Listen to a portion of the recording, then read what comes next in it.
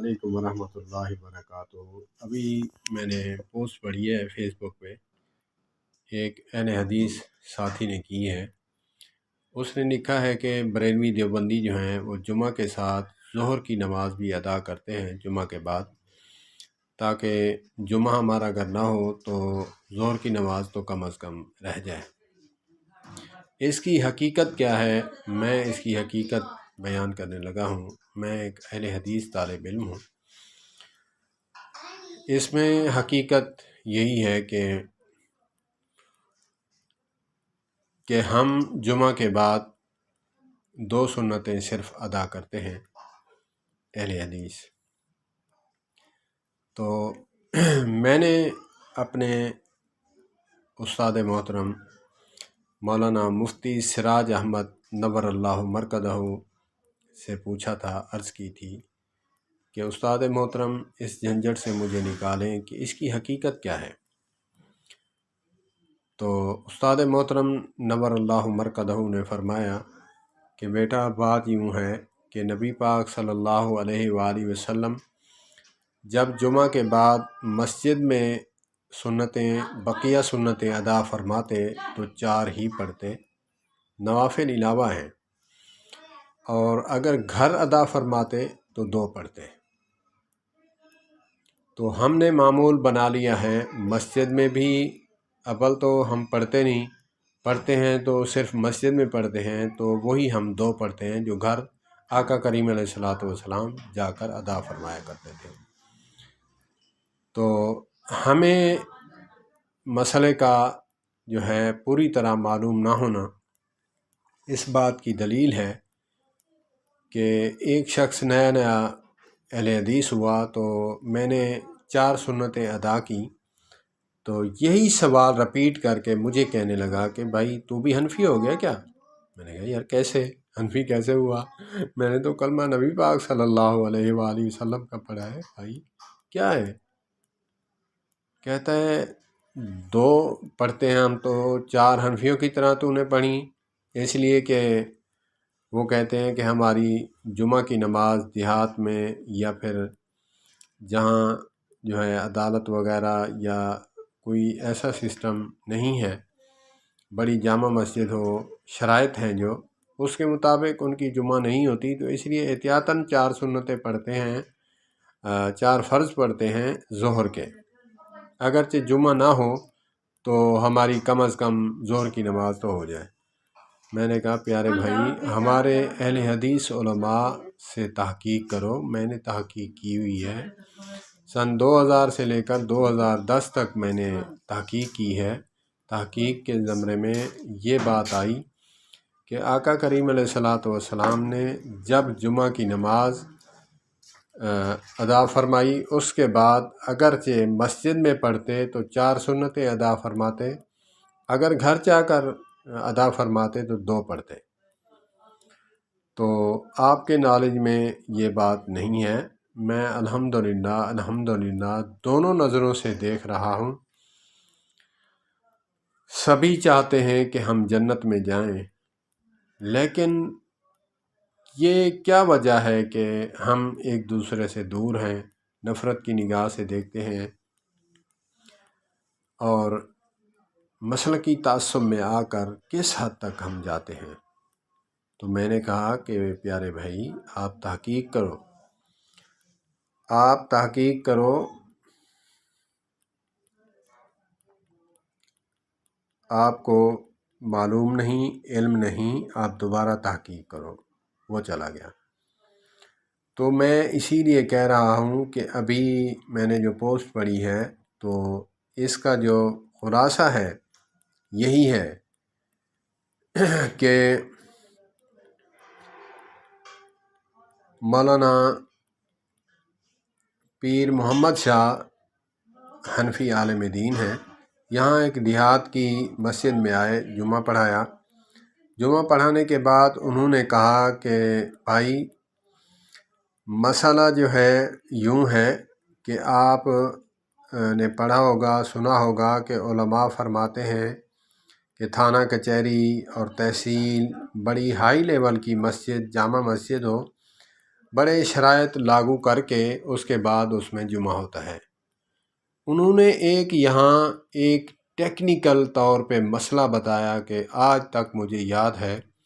انہوں نے فرمایا کہ بات یوں نہیں، بات یوں ہے کہ امام ابو حنیفہ رحمۃ اللہ تعالی علیہ نے جو شرائط لگائے ہیں وہ اس وجہ سے ہیں کہ دو ایک ہی مسجد کے جو ہے نا وہ مقتدی تھے، یا پھر ایک مؤذن تھا، ایک قاری صاحب تھے، اور ان کی آپس میں انبن ہو گئی، تو آ کر امام ابو حنیفہ نور اللہ مرقدہ سے آ کر مسئلہ پوچھا۔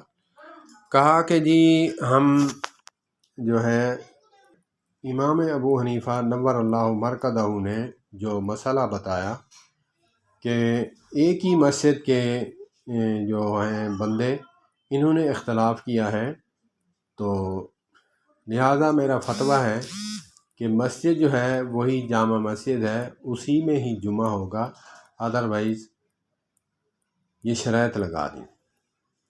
تو مسئلے کی سچویشن جو ہے یوں تھی، ان کے انتشار کو ختم کرنے کے لیے انہوں نے یہ فتویٰ جاری کیا کہ حدیث تو وہی ہے کہ دو بندے بھی ہو جائیں جمعہ ہو جاتا ہے، لیکن شرائط یہ لگائے اس مسئلے کی سچویشن کو ختم کرنے کے لیے۔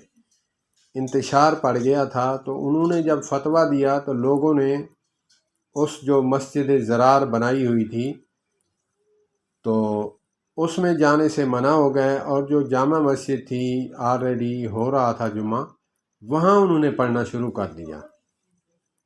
تو وہ بیچارہ جو ہے وہ سارا دن مکھیاں مارتا ہوا گھر چلا گیا۔ ایک جمعہ، دو جمعے، تین جمعے گزرے، جب اس کو منہ کی کھانی پڑی، واپس وہاں آ گیا، معذرت بھی کی کہ میں نے مسجد علیحدہ بنائی، مجھے معذرت دے دیں۔ اور امام ابو حنیفہ نور اللہ مرقدہ سے بھی جا کر معذرت کی کہ جی حضرت آپ کے فتوے نے جو ہے مجھے سیدھا کر دیا ہے، اللہ پاک آپ کو جزائے خیر عطا فرمائے، میں اپنی مسجد سے دستبردار ہوتا ہوں۔ تو یہ نوعیت تھی جناب پیر محمد شاہ صاحب حفظہ اللہ تعالیٰ، اگرچہ زندہ ہیں، اگرچہ وفات پا گئے ہیں، تو اس پہ بھی بولا جا سکتا ہے، حفظہ اللہ تعالیٰ، اللہ ان کی حفاظت فرمائے، جہنم سے حفاظت فرمائے اور قبر کے عذاب سے حفاظت فرمائے۔